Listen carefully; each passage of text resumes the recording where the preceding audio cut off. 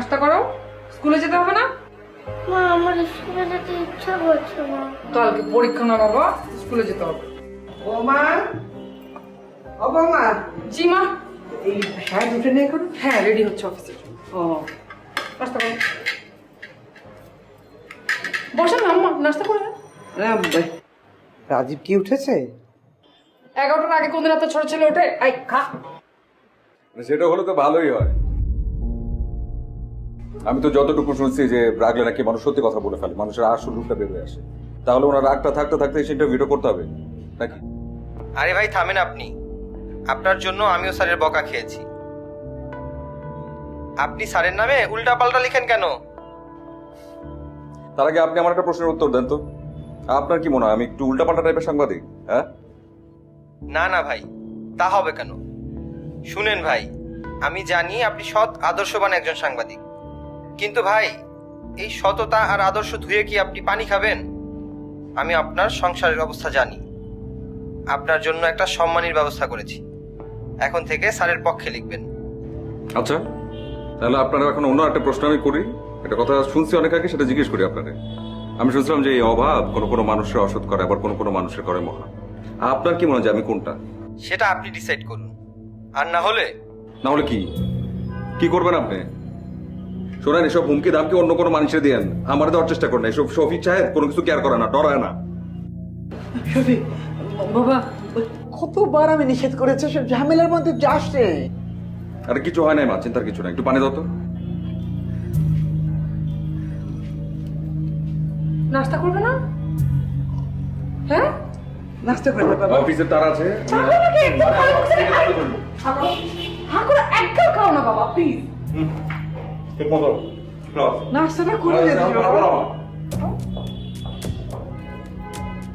আচ্ছা হয়েছে, নে পানি খা, আর খেতে না, বহুত নাস্তা হয়েছে। রাজীব উঠেছে? সে 11টার আগে কখন ওঠে? চলো মা, আমি ওকে নিয়ে যাই, ওর স্কুলে দেরি হয়ে যাচ্ছে। ঠিক আছে। আসো, আপনি নাস্তাটা করে নিন।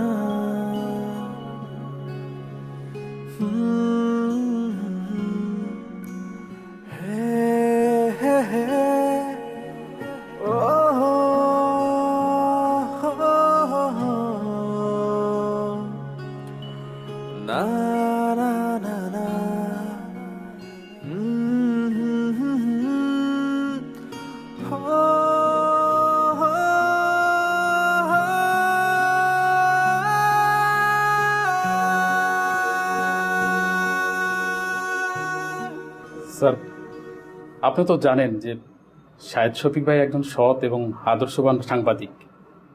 তারপরেও হ্যাঁ, সেটা আমি জানি, কিন্তু ওই লোক যে অসৎ সে কি সেটা জানে? একজন অসৎ মানুষ কি করতে পারে তোমাদের কোনো ধারণা আছে? যে আমার আছে কামাল ভাই, বুঝতে পারি। হ্যাঁ হ্যাঁ, বসে বসে। এই অসৎ মানুষগুলো চাইলে আমার, আপনার, ওর, আমাদের সবার অনেক ক্ষতি করতে পারে, এবং আমরাও চাইলে এই অসৎ মানুষগুলোকে আমাদের দেশ থেকে বিতাড়িত করতে পারি। এসব নীতিবাক্যে পত্রিকা চালানো যায় না সাহেব। যার যার দায়িত্ব নিজে ঠিকঠাক মতো পালন করলেই কিন্তু হয়ে যায় কামাল ভাই।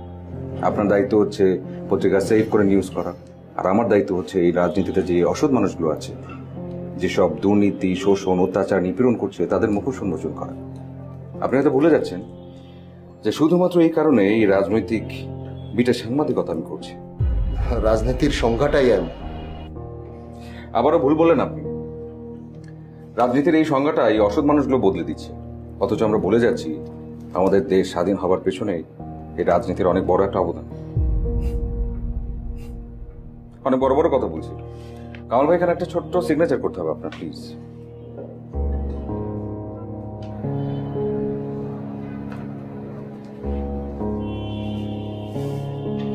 Thank you. হ্যাঁ, আসলে আমরা যারা সবাই সাংবাদিকতা পেশায় আসি, কেন আসি? অত্যাচার, অনিয়ম, জুলুম, দুর্নীতি এসবের বিরুদ্ধে লিখতে। আসলে কি আমরা কাতে পারছি? স্যার, আমার মনে হয় কি জানেন, আমরা যারা পারছি না তাদের উচিত যারা পারছে তাদেরকে সহযোগিতা করা। শ্রী হোসেন, আমি পত্রিকার সম্পাদক। আমাকে যেরকম পত্রিকার কথা ভাবতে হয়, তেমনি তোমাদের কথাও ভাবতে হয়।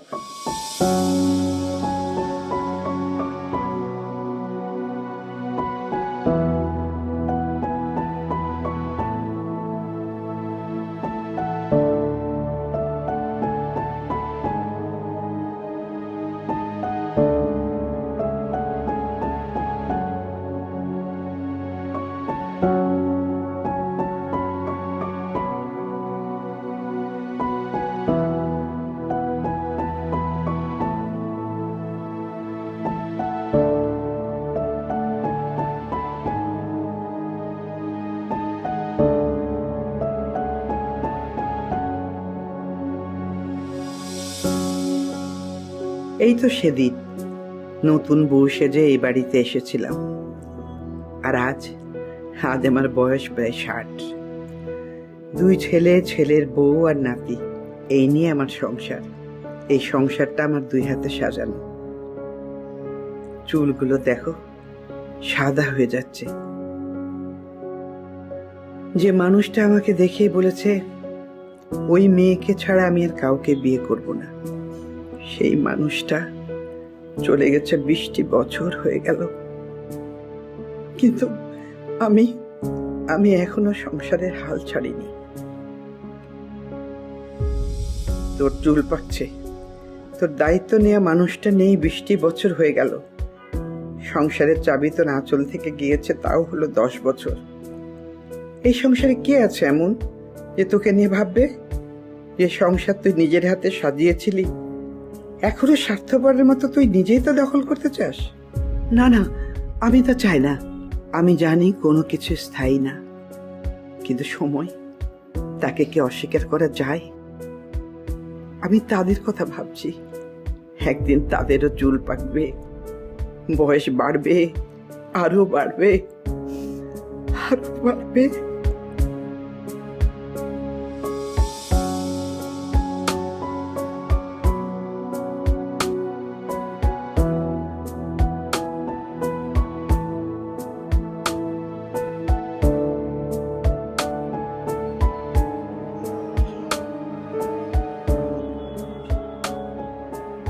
রাজীব,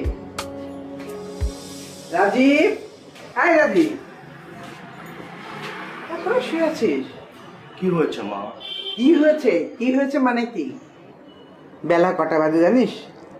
তোর নাস্তা নিয়ে কে বসে থাকবে বলতো? এই যে ঠিক মতো খাওয়া দাওয়া করিস না, তোর চেহারাটা কি অবস্থা হয়েছে একবার দেখেছিস?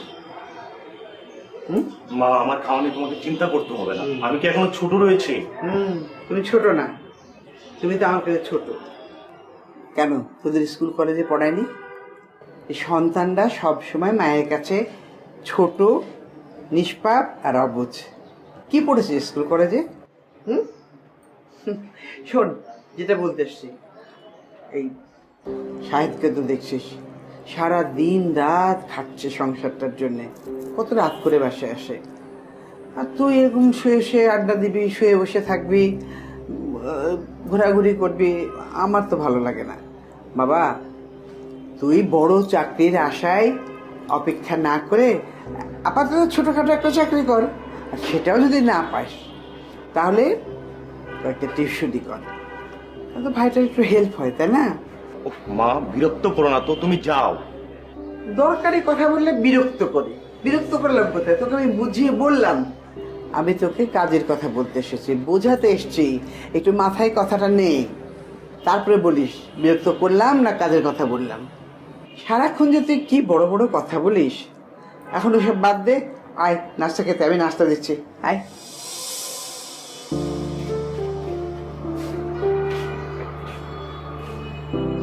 হ্যাঁ,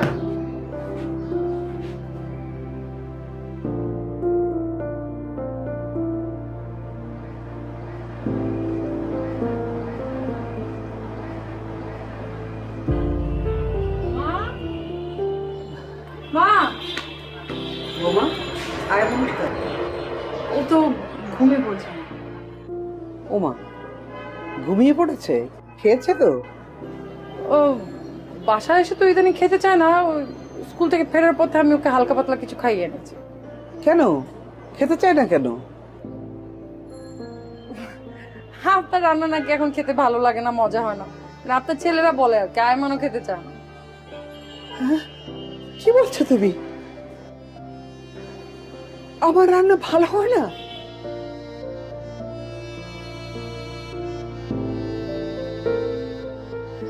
আমা আমি ওইভাবে বলি নাই, মানে আপনার রান্না ভালো তো হয়, মানে বলছিলাম যে আপনার ছেলেরা বলেছে, আমি তো বলিনি। আমার কাছে তো একরকম খাওয়া হলেই হলো। আমি তো আপনার ছেলেদেরকে আরো বলি, হয়তো মার বয়স হয়েছে, ঠিকঠাক মতো বুঝতে পারে না, এই কারণে আমি আরো বলি যেটা রান্না করেছে কষ্ট করে খেয়ে নাও। বৌমা, যৌথ পরিবারের বড় বউ ছিলাম আমি। আমার স্বামী, শ্বশুর, শাশুড়ি, দেওর, ননদ, দুটো ছেলে, এই নিয়ে আমার সংসার ছিল 10 জনের। আর মেহমান আসছে তো কথাই নেই, 20-30 জন হয়ে যেত। সব রান্না আমি নিজেই করতাম। আমার ছেলেরা বলতো আমার মায়ের মতো এত মজা করে রান্না পৃথিবীর আর কেউ করতে পারে না। মেহমানরাও খুব খুশি হয়ে খেত। আর এখন আমি রান্না করতে পারি না, ভালো হয় না আমার রান্না। আম্মা, এই সংসারে রান্না আমিও তো করি, সব রান্নাই তো করি, অন্য সব কাজও তো করি না। খালি এই সময়টা আয়মানকে নিয়ে আমাকে দৌড়াদৌড়ি করতে হয়। তারপরে তো সকালের নাস্তাটা আমি বানিয়ে যাই, বিকালবেলা নাস্তা বানাই, রাত্রেবেলা রান্না করি। শুধু দুপুরের সময়টা যখন আমি আয়মানকে নিয়ে স্কুলে থাকি, এই রান্নাটা আপনাকে করতে হয়। আয়মানকে নিয়ে দৌড়াদৌড়ি করার একটা লোক থাকলে তো আপনাকে এই কষ্ট আমি কখনোই করতে দিতাম না আম্মা। এই বয়সে আপনি কেন কষ্ট করে রান্না করবেন? আপনি আরাম করবেন। হ্যাঁ মা, ঠিকই বলছ। এই সংসারে সবাই ব্যস্ত, শুধু আমি বেকার। আমি কোন কাজ পারি না, আমি কিছু কাজ করতে পারি না, আমাকে কিছু করতে হবে না। আমি শুধু বসেই থাকবো, আরামই করব। ঠিক আছে, আমি আরামই করব।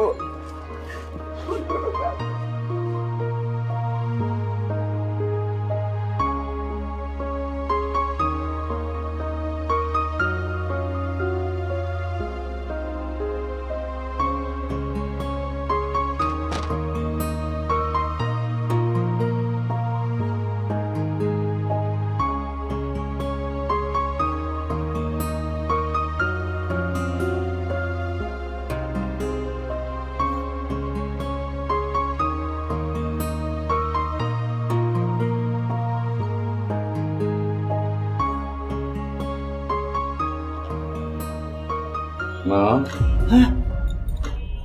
কি হলো? আজকে উঠলো কেন? তুই এসে গেছিস বাবা? মানে এখনো তুমি না খেয়ে বসে আছো। আমি তোমাকে কতবার করে বলছি যে আমার জন্য না খেয়ে বসে থাকবো না। আমি কখন না কখন আসবো, ঠিক আছে? শুনলাম মায়ের হাতে রান্না এখন তোদের ভালো লাগে না, কিন্তু এখন দেখছি মায়ের অপেক্ষা করা ভালো লাগে না। কি বলতেছো তুমি? মাথা ঠিক আছে তোমার? বুঝে কথা বলো। কিন্তু এই সারাদিন এরকম কষ্ট করে আসি না, এসে কিন্তু এসব কথা শুনতে একদম ভালো লাগে না। যাচ্ছিস কোথায়? খেয়ে যা। খিদা নাই মা। কি সারাদিন খাটাখাটনি করে না খেয়ে চলে যাচ্ছিস? খাবো না, খিদা নাই।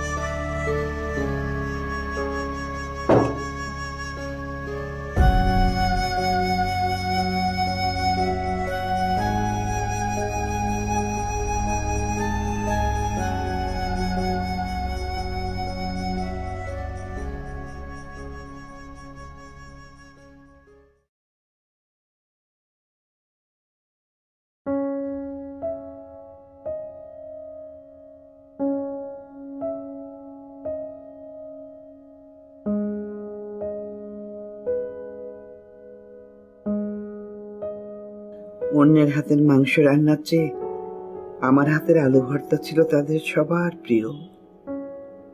এখন আমি নাকি রান্না করতে পারি না।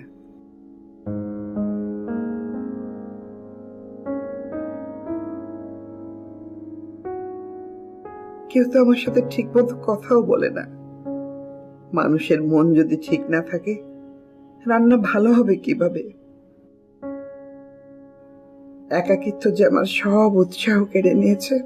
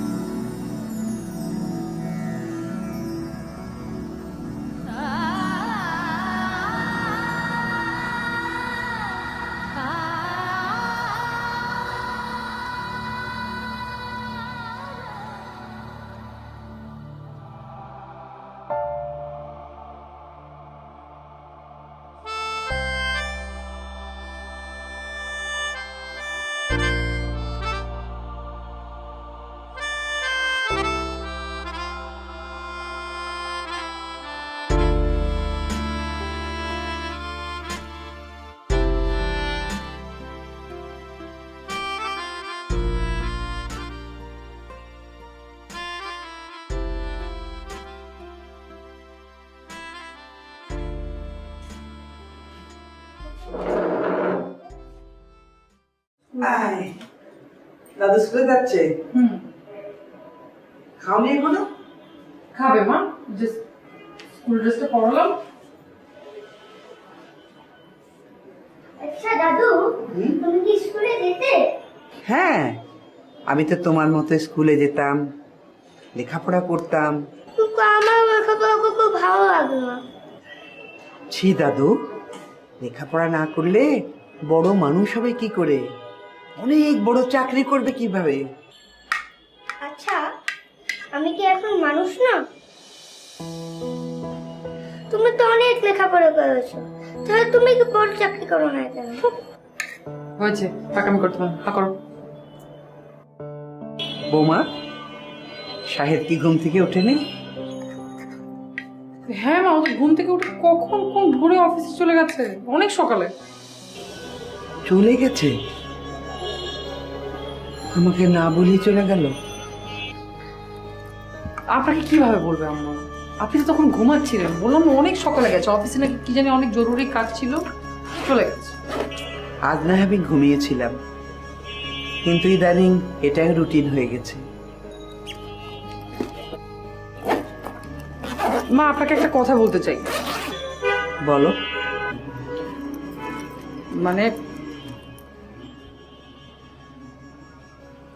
মানে বলছিলাম যে আমরা বললে রাজীব কি মনে করে না করে, এই জন্য আপনি বললে আমার মনে হয় খুব ভালো হতো। কি বিষয়ে বলো? ওই যে রাজীবের চাকরির ব্যাপারে। ওর পড়াশোনা শেষ হয়ে গেছে তো অনেক আগে, সারাক্ষণই হয় বাইরে আড্ডা মারে, তা নাহলে ঘরের মধ্যে মুখ বুঝে বসে থাকে। আচ্ছা মা বলেন তো, ওর একটা চাকরি বাকরি করা উচিত না এই সময়? তাছাড়া ওরও তো একটা ভবিষ্যৎ আছে, এই সংসারের কথা তো বাদই দিলাম।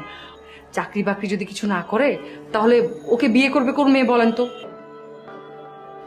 বুঝতে পেরেছি বৌমা, আমার ছেলে তোমাদের বোঝা হয়ে গেছে না? আচ্ছা, শাহেদ তো বড় ভাই হিসাবে যতদিন রাজীবের চাকরি না হয় ততদিন তো ওর দেখাশোনা করার দায়িত্ব নিতে পারে। আম্মা, আমি তো এটা বলতে চাই নাই। আপনাকে কোনো কিছু এখন বলাই যায় না। আমি আপনাকে যেটাই বলি সেটাই আপনি উল্টা ভাবে নেন। আমি তো বিষয়টা আপনাকে পজিটিভলি বোঝানোর চেষ্টা করছি। আমি রাজীবের পক্ষে কথা বলছি, রাজীবের হয়ে কথা বলছি, আর আপনি সেটা উল্টো ভাবে নিয়ে নিলেন। বোমা, আমি বোকা না, আমার শুধু শুধু চুল পাকেনি। হ্যাঁ, আপনার চুল এমনি এমনি পাকেনি, চুল পাকার সাথে সাথে আপনার বুদ্ধিগুলো পেকে গেছে। যাই হোক, সরি, চলো। বৌমা, তুমি আমাকে এই কথা বলতে পারলে? তোমার একদিন বয়স হবে, তোমারও চুল পাকবে বৌমা।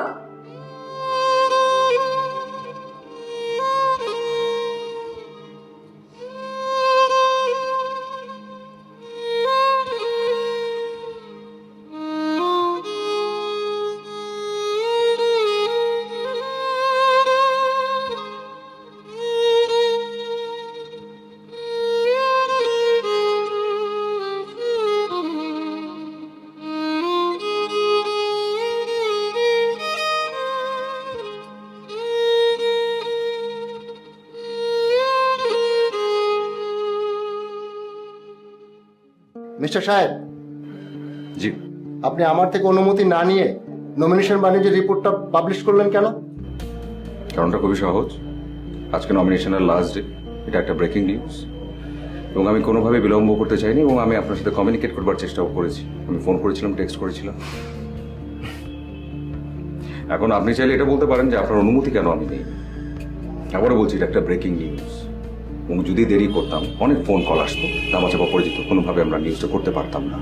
আর আমার কাছে যথেষ্ট পরিমাণ প্রমাণও আছে, বিলম্ব করবার কোনো কারণ আমি খুঁজে পেলাম না। পত্রিকা আমি চালাই না আপনি চালান? আমি আপনাকে নিষেধ করা সত্ত্বেও আপনি এই নিউজটি কেন করলেন? কারণ আমি মনে করি এটা একজন সাংবাদিকের দায়িত্ব এবং কর্তব্যের মধ্যে পড়ে, আর কিছুই না। নিজেকে খুব সৎ আর আদর্শবান ভাবেন না? আপনি জানেন তাদের হাত কত বড় লম্বা, তারা আপনার কি ক্ষতি করতে পারে? কোনো ধারণা আছে আপনার? কামাল ভাই, হাত পেপে নিউজ করবার জন্য আমি সাংবাদিকতা পেশায় আসিনি। ইনফ্যাক্ট এটা আমার কাছে পেশা না, অনেক বড় কিছু। আমি কি মনে করি আপনি জানেন? আমি মনে করি এই সাংবাদিকতা হচ্ছে জাতির জাগ্রত বিবেক, সংবাদপত্র হচ্ছে সমাজের দরকার। অনেক বড় বড় কথা বলে ফেললাম কামাল ভাই, বুঝছি, কাজ আছে।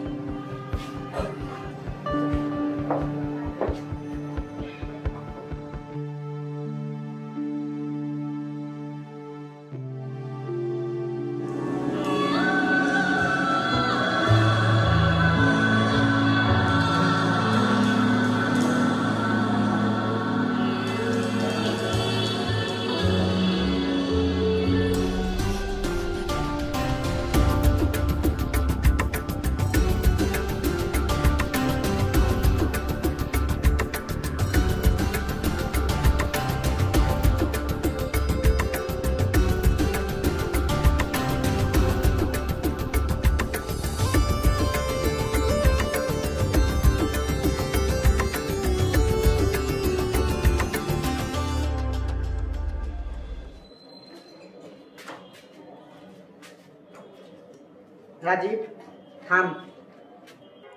এত রাত পর্যন্ত কোথায় ছিলি? বন্ধুদের সাথে। কেন?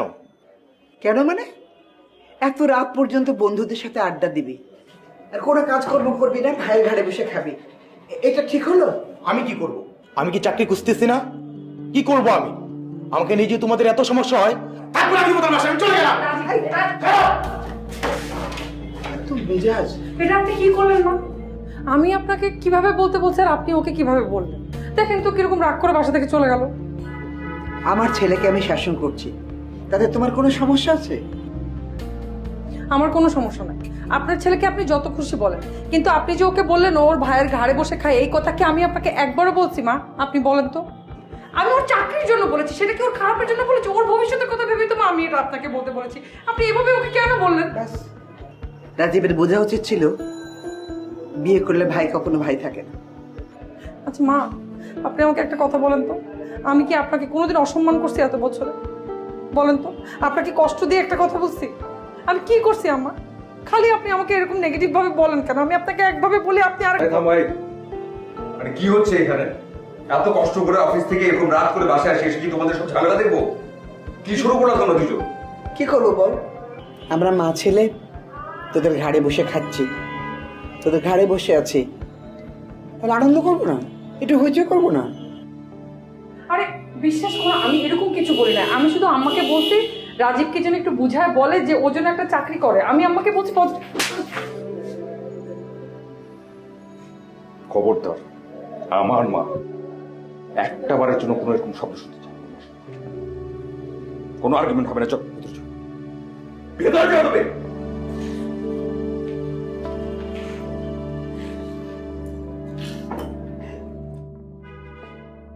কি সব মা, এখন আবার তুমি কান্নাকাটি করতেছো? না, এত কষ্ট করে নিয়ে আসছি, ইনকাম করি, তোমাদের সবাইকে মেনটেন করি এই দিনগুলো দেখার জন্য। যদি এরকম করো না তোমরা দুজন, এই বাসায় আমি আর আসবো না। থাকো তোমরা সবাই। এই বাসাটা তো আমার না, এটা তোদের বাসা। তোরা কেন বাসা ছেড়ে যাবি? দরকার হলে আমরাই বাসা ছেড়ে চলে যাব।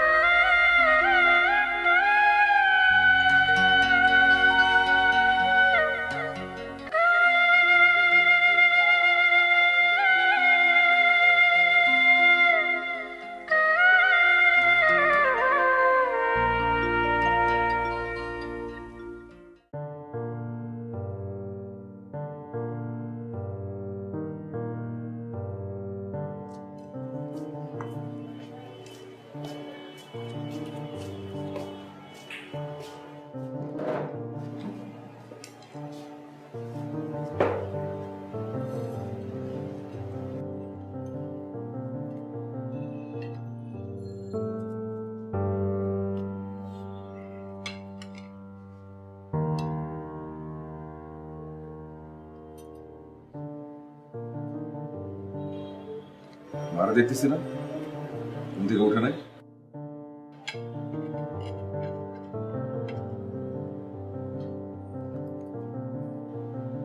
তোমারে বলতেছি, মাকে ঘুম থেকে ওঠে নাই নাকি?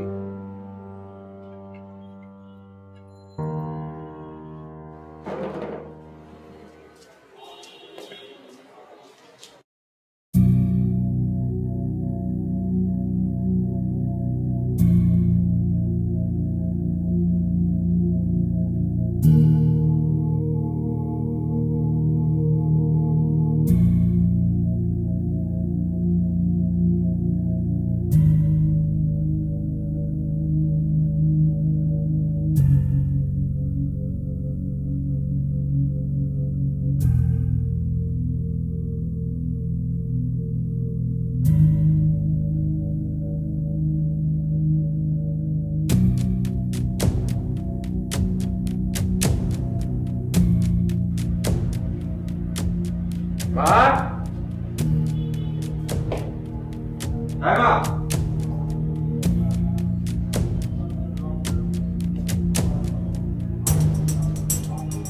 মা কই?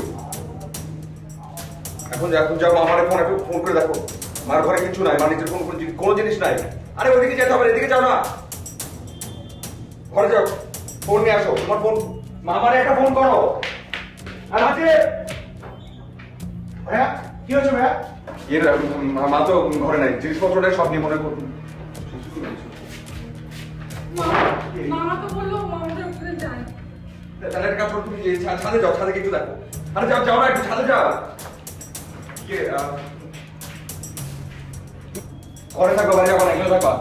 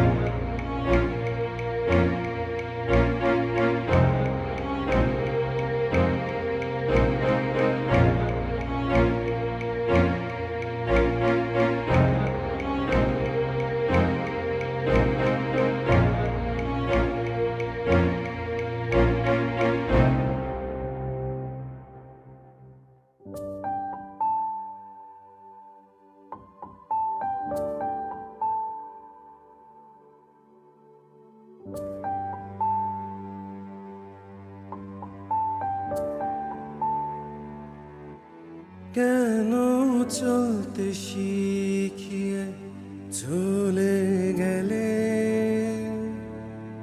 কেন গড়তে শিখিয়ে ভেঙে গেলে, কেন বলনি জমিয়েছ মন, আড়ালে করলে দুটি চোখ ম্লান। মা ও মা, অভিমান করো না। মা ও মা, ফিরে আসো না। মা ও মা, অভিমান করো না। মা ও মা, ফিরে এসো না।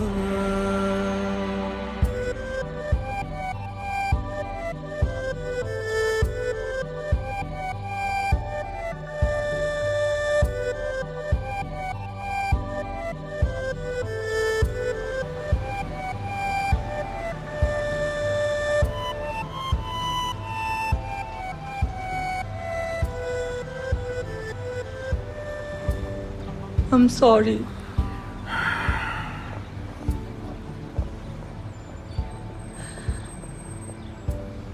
মা আমার উপর রাগ করে চলে গেছে। আমার উচিত ছিল আরো কেয়ারফুল হওয়া, মার প্রতি আরো রেসপন্সিবল হওয়া। মানুষটা একা একা কত অভিমান বুকে নিয়ে চলে গেল। তুমি যে করেই হোক মাকে খুঁজে বের করো, তা না হলে আমি কোনোদিনও নিজেরে মাফ করতে পারবো না। তোমার কোনো দোষ নেই তো। আমি তো জানি তুমি কেমন মানুষ। তুমি আমার মারে ভালো লাগতে চেয়েছিলে, টেক কেয়ার করতে চেয়েছিলে। হয়তো কোনো কথা তার পছন্দ হয় নাই। আমি তো চিন্তা করি আমি নিজেই খারাপ। আমার মা, আমি তার এই ফিল্ডে দিতে পারি নাই। এই বাসাটা তোমার, সন্তানগুলো তোমার, তোমার সাথে আমরা আসছি, বুঝাইতেই পারি নাই।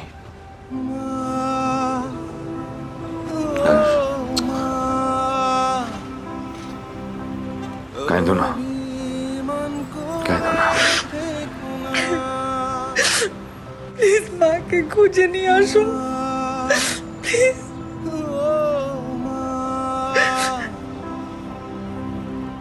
অভিমান করে থেকো না।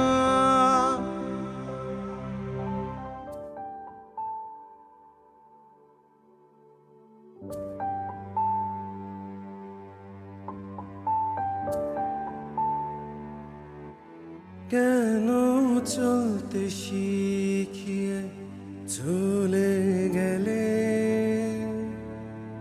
কেন গড়তে শিখিয়ে ভেঙে গেলে, কেন বলনি জমিয়েছ মন, আড়ালে করলে দুটি চোখ ম্লান। মা ও মা, অভিমান করো না। মা ও মা, ফিরে আসো না। মা ও মা, অভিমান করো না। মা ও মা, ফিরে এসো না।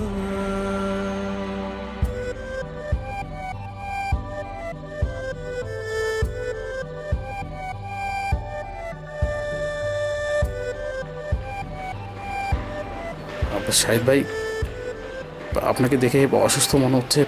আপনি অসুস্থ নাকি? না, আমি ঠিক আছে একদম, খুব কোনো সমস্যা নেই। না মানে খালামার বিষয়টা নিয়ে মনে হচ্ছে আপনি খুবই টেনশনে আছেন। আমি বলছি না কিছু হয়নি, ঠিক আছে, কোনো কিছু হয় না, একবার ঠিক আছে। চলেন না, সারাদিন তো ঘোরাঘুরি হলো, এখনো এই তুমি এত কথা বলো কেন? এত কথা বলা দরকার আছে? তোমার অ্যাসাইনমেন্ট শেষ না? এখন তুমি যাও, অফিস যাও, আমার পিছনে পিছনে থাকতাম না, যাও যাও যাও। জগতে আলো দেখিয়ে আদরে সোহাগে ভরিয়ে শাসন করে রেখেছ আপন, অভিমান কষ্ট করে গোপন, একা ফেলে হারালে কোথায়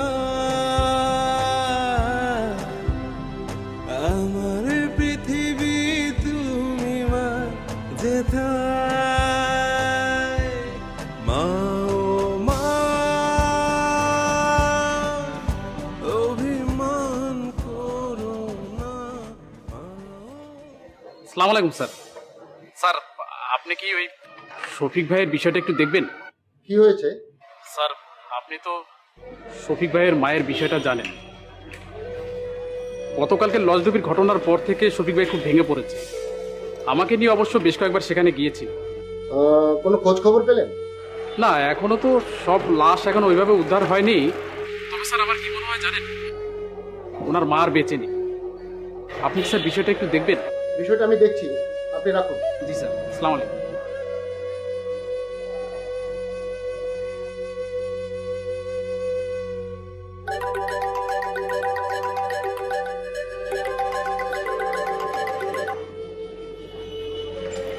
সালামালাইকুম কামাল ভাই। মিস্টার সাহেব, আপনি এখন কোথায়? জি ভাই, আমি তো উত্তরা 7 নম্বর সেক্টর।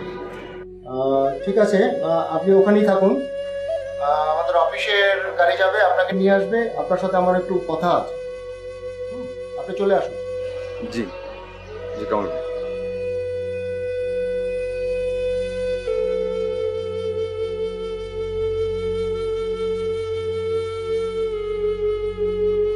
এই যে ভাই,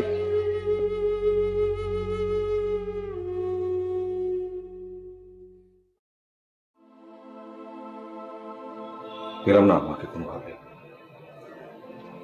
কোথায় খুঁজে নেই, কোনো একটা জায়গা বাকি দিয়ে নেই। আমি বিজ্ঞাপন পর্যন্ত দিলাম, সবগুলো মাধ্যমে, টিভি, রেডিও, পত্রিকা, ফেসবুক, সোশ্যাল অ্যাপস যা আছে, কিন্তু আমার মাকে আমি কোথাও আর খুঁজে পেলাম না। আসলে আপনারা যে যার মতো করে ব্যস্ত ছিলেন, আর আপনার মা একাকী সময় কাটিয়েছেন। একাকিত্বের থেকে বড় অসুখ আর হয় না। ঠিক বলছেন কামাল ভাই, একদম ঠিক। আমি না এখন বুঝি না যে আমি আসলে কি করতেছিলাম এতদিন, মানে কি করলাম আমি। এটা আমি একটা মানুষ, সাংবাদিক, কলমের জন্য অনেক কিছু আমি করতে পারি, দেশকে বদলে দিতে পারি, জাতির বিবেক হতে পারি, কিন্তু নিজের ফ্যামিলি, নিজের জীবন, নিজের ভাগ্য সবাইকে নিয়ে এটা যে আমি ঠিকঠাক মতো করে করতে পারি, সেটা একটা বারের জন্য আমি মাথায় নিলাম না, করতে পারলাম না। আমি কি করছি আমি? এখন চিন্তা করলে আমি বুঝি যে আমি সারাটাক্ষণ নিজের কাজ নিয়ে ব্যস্ত ছিলাম, শুধুমাত্র নিজের কাজ, আর কিছু চিন্তাই করিনি। আমার স্ত্রী, তার সংসার, সন্তান, তাদেরকে নিয়ে ব্যস্ত, ছোট ভাই তার স্বপ্ন নিয়ে ব্যস্ত, অথচ আমার মা বাসায় একলা, কথা বলার কেউ নাই। সারাটা দিন ধরে মুখে থাকতো যে একটু কথা বলবে কারোর সাথে, সুন্দর একটা সময় কাটাবে কারোর সাথে, সেটা তো বলাই হয়নি, বরং উল্টো মুখের উপরে অনেক বড় বড় কথা বলে ফেলছি। চিন্তাও করতে পারতেছিলাম না যে আমার মা সামনে, আমার মার সাথে আমি কথা বলতেছি, আমি হচ্ছে সেই মানুষটা। আপনি ভেঙে পড়লে চলবে না। আমার বিশ্বাস আন্টি আপনাদের পরিচিত কারো কাছে আছে, একদিন ঠিক ফিরে আসবে। সন্তানদের দূরে রেখে কোনো মাই বেশি দিন থাকতে পারে না। ভেঙে পড়তেছি না আমি, আমার নিজেকে নতুন করে চিনতেছি আমি বুঝতেছি যে আমি আসলে কেমন, আমি কি করছি, কি করা উচিত ছিল আমার। কখন আশপাশের মানুষের দিকে তাকায় দেখি নাই কার কি দরকার। আমার স্ত্রী বিয়ে হয়েছে এতগুলো দিন, তাকে যে স্ত্রীর প্রপার মর্যাদা দিব, তার সাথে যে একটু গল্প গুজব করবো, কিংবা তার পছন্দের কোনো জায়গায় তাকে ঘুরতে নিয়ে যাবো, করি নাই আমি। বাসায় গেলে সারাক্ষণ ঘুরঘুর করে কামাল ভাই, কথা বলতে চায়, ছোট ছোট অনেক আবদার, তাকেও দেখি নাই। ছোট ভাইটার এত স্বপ্ন, এত চেষ্টা করছে তাকে যে আমি একটু হেল্প করব, আমি সেটা পর্যন্ত করি নাই। আর আমার মা, যার সবচেয়ে প্রিয় সন্তান আমি, তার শান্ত ছেলেটা, যাকে মুখে তোলা এসে একসময় খাওয়াই দিত, আমি সেগুলো কবে করছে আমার মনেও পড়ে না। সেই মানুষটা আমি এখন বুঝি কামাল ভাই যে আমি কত বড় ভুল করছি, আমি কত বড় বোকামি করছি জীবনে। এমন একজন মানুষের হওয়া উচিত না, একটা মানুষ কখনো এমন হওয়া উচিত না, আমার মতো হওয়া উচিত না। যাই হোক, যে জন্য আপনাকে আমি ডেকেছি অফিসে, শফিক সাহেব, আমি একটা ধারাবাহিক করব, বৃদ্ধাশ্রম। আমি চাই আপনি এই প্রজেক্টে কাজ করুন, বিষয়টা আপনি একটু দেখুন। মানসিকভাবে ভেঙে পড়ছি বলে আপনি আমাকে রাজনৈতিক দিক থেকে সরাই দিতে চাইতেছেন? না না না না না না, আপনি আপনি আপনি আমাকে ভুল বুঝছেন শফিক সাহেব, আসলে তা না। বৃদ্ধ মা বাবাদের সাথে কাজ করলে আপনার মন ভালো থাকবে, আমি বিষয়টা সেভাবে দেখছি। কবে থেকে শুরু করতে হবে? আমি একটা অ্যাড্রেস দিচ্ছি আপনাকে, আপনি কালকে থেকে শুরু করুন, কালকে একবার ঘুরে আসুন গিয়ে। ওকে, এই অ্যাড্রেসটা যাবেন।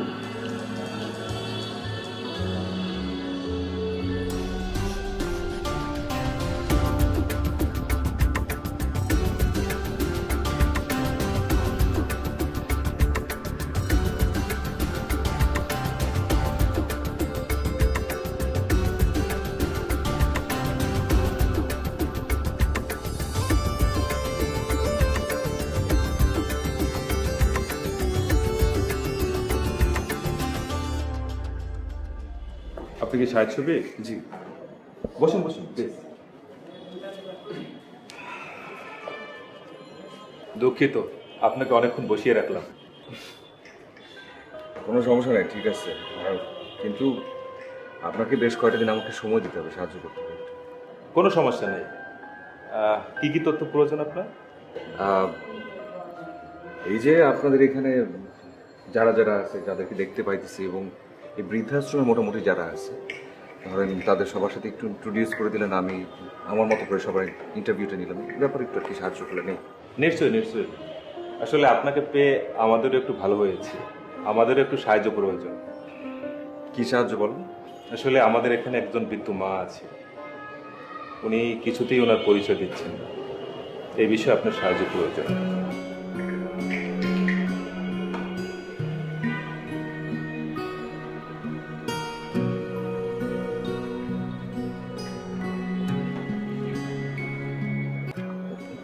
উনি কে? উনি কোথা থেকে এসছে? কতদিন ধরে এখানে আছে? উনি দেখতে কেমন একটু বলতে পারবেন আপনি আমাকে? এখানের একটা নিয়ম হচ্ছে, যদি পরিচয় না জানতে পারি তাহলে আমরা এই বৃদ্ধাশ্রমে তাকে রাখতে পারবো না। আসলে উনি কারোর সাথেই কথা বলতেছেন। আমি কি একটু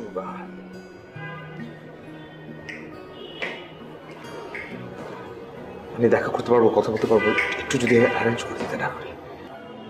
আসলে এখানে যারা আছে উনি ভালোভাবে তাদের সাথেও কথা বলতেছেন, আর ইন্টারভিউর ব্যাপারটা আমি শিওর না উনি ইন্টারভিউ দেবে কিনা, তবে আমি কথা বলতে পারি। আচ্ছা ঠিক আছে, তাহলে আমি আরেকদিন আসবো, কিন্তু প্লিজ আপনি বলবেন যে আমি ওনার ইন্টারভিউটা নিতে চাই, প্লিজ। ওকে, আমি চেষ্টা করে দেখবো।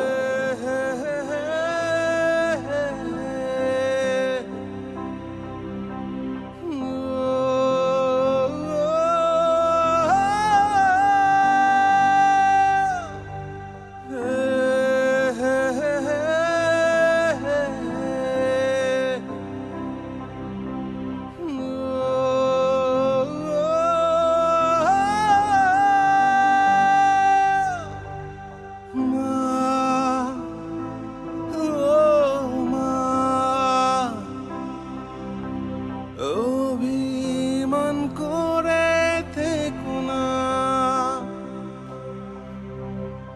মা, ও মা, অভিমান করে থেকো না। রাজীব,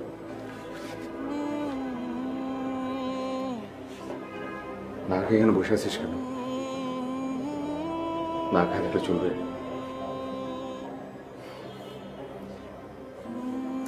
মিস করতেছিস মারে না? কি যে হইল কিছু বুঝতেছি না। সরি ভাইয়া, আমাকে ক্ষমা করে দাও।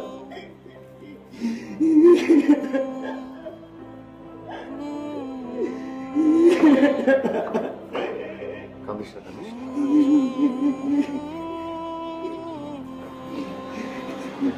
মারা ছাড়া ধরো আমরা নিজেরাই ঠিক মতো থাকতে পারতেছি না। মা কি আমাদেরকে ছাড়া থাকতে পারবে? এভাবে মিস করতেছে না আমাদেরকে? চলে আসবে, চলে আসবে, দেখবি তখন সব কিছু ঠিকঠাক হয়ে গেছে, আবার আগের মতো করে সুন্দর করে আমরা সবাই থাকবো। যা ওঠ,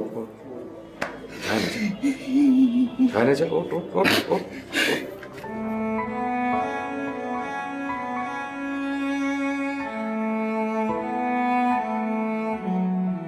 সবাইরে বুঝাইতেছি, কন্ট্রোল করার চেষ্টা করতেছি যে তুমি ভালো আছো, ঠিক আছো, ফিরে আসবা, কিন্তু আমি তো এটাই জানি না মা তুমি আসলে আসবা কিনা,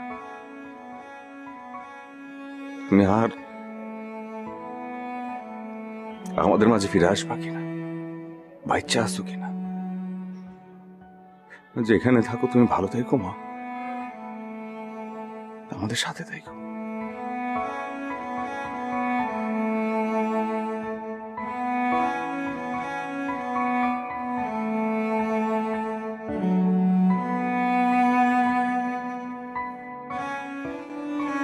আপনি তো কিছুই বলতেছেন না, মানে উনি কি ইন্টারভিউ থেকে রাজি হয়েছে? না, অনেক চেষ্টা করেছি, কিছুতেই উনি ইন্টারভিউ দেবেন না। হ্যাঁ, কেন চাচ্ছেন না দিতে সেটা কি বলতে পারবেন আপনি আমাকে? উনি ইন্টারভিউ দিলে ওনার সন্তানদের মান সম্মান যাবে, লোকজন ওনাকে কুটকথা বলবে, তাছাড়া ওনার ছেলেদের সম্মানহানি হবে, তাই ইন্টারভিউ দেবেন না।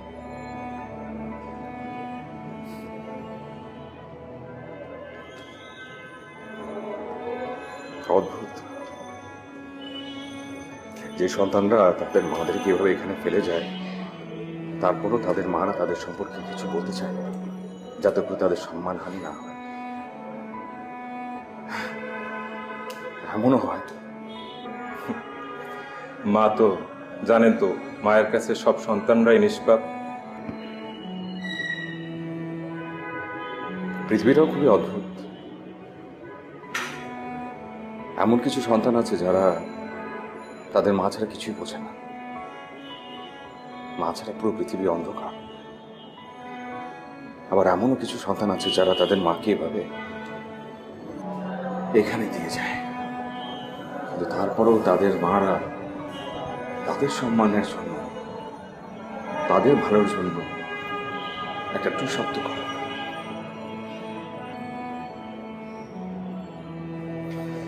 ইন্টারভিউতে নিব না আমি চাই না আমার কারণে কোনো মা অসম্মানিত হোক, কোনো মা তার ছেলে অসম্মানিত। সরি, অনেক সময় নষ্ট করে ফেললাম আপনার। ক্যান্সেল। শুধু ওনাকে পারলে আমার পক্ষ থেকে ওনাকে আমার সালাম দিয়ে দেবেন।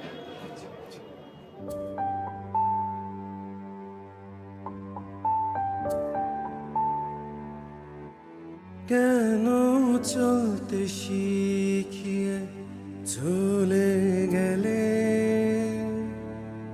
কেন গড়তে শিখিয়ে ভেঙে গেলে, কেন বলনি জমিয়েছ মন, আড়ালে করলে দুটি চোখ ম্লান। মা ও মা, অভিমান করো না। মা ও মা, ফিরে আসো না।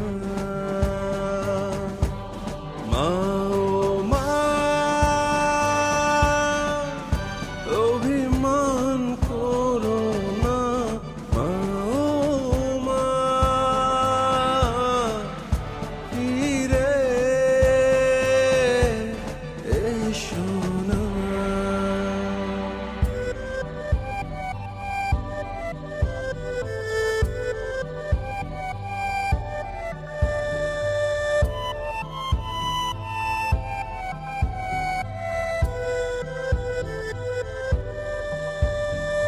জগতে আলো দেখিয়ে,